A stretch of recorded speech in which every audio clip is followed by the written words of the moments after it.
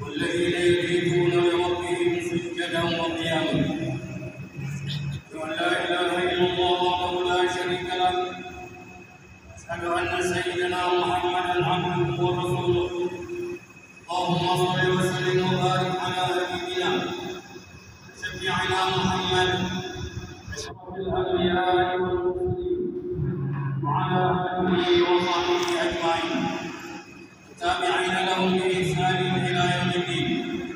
أما بعد، أيها المسلمون، أوصيكم وإياي بتقوى الله. قال الله تعالى: يا أيها الذين آمنوا اتقوا الله حق تقاته ولا تموتن إلا وأنتم مسلمون. Jemaah-jemaah yang dirahmati Allah Subhanahu wa taala. Takwalah kepada Allah Subhanahu wa taala dengan melaksanakan segala perintahnya dan meninggalkan segala larangannya. Mudah-mudahan kehidupan kita sentiasa dalam keredaan Allah Subhanahu wa taala. Khatib ingin mengingatkan para jemaah agar memberi sepenuh perhatian pada khutbah yang akan disampaikan dan tidak melakukan perkara yang sia-sia. Mudah-mudahan kita semua mendapat hidayah dan taufik daripada Allah Subhanahu wa taala. Khutbah pada hari ini bertajuk Qiyamul Lail, keuntungan atau kerugian yang dicari. Kaum muslimin yang berbahagia, Qiyamul Lail adalah ibadah yang sangat digalakkan dalam Islam.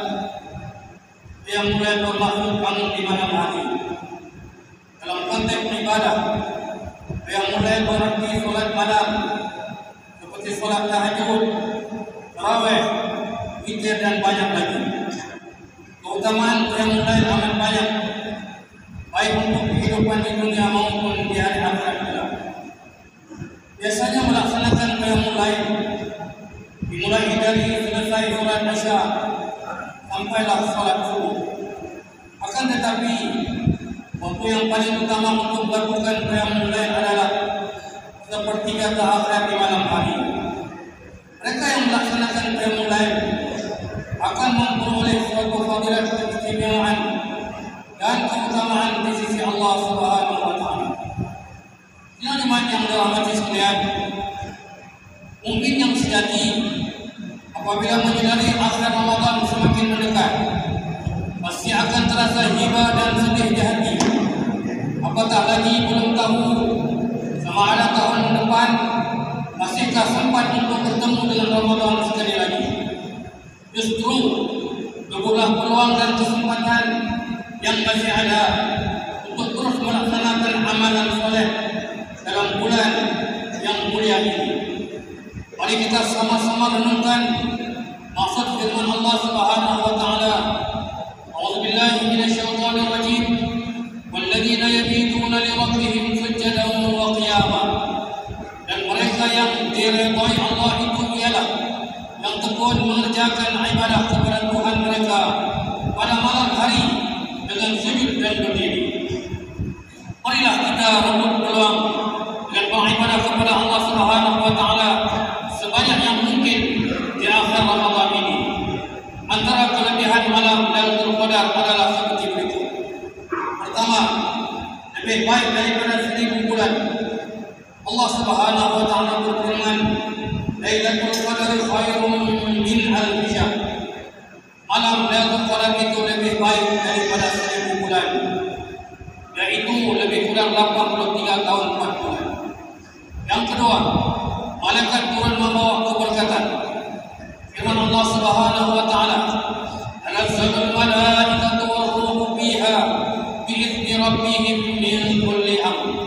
Pada malam itu turun para malaikat dan Jibril dengan izin Tuhan mereka kerana membawa segala perkara yang ditakdirkan berlakunya pada tahun yang berikutnya. Yang ketiga, malam penuh keamanan dan kesejahteraan.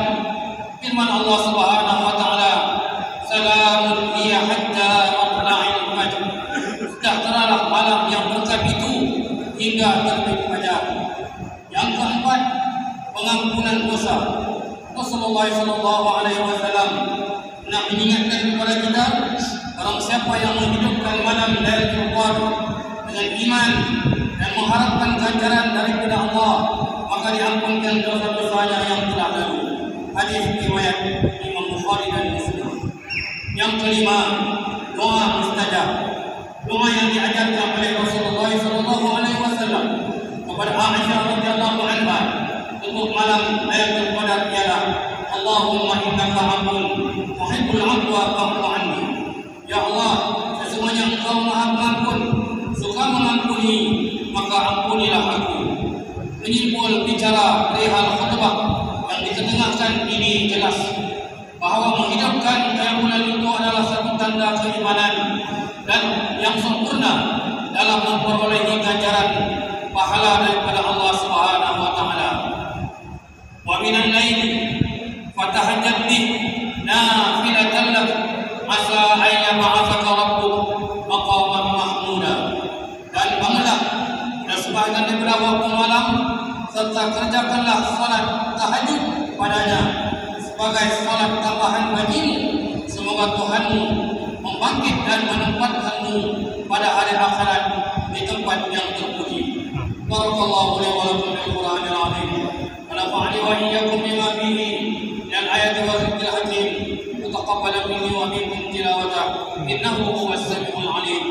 Qul qawli hadha wa astaghfirullahal azim li wa lakum wa li sa'iril muslimina wal muslimat wastaghfiruhu innahu huwal ghafurur rahim.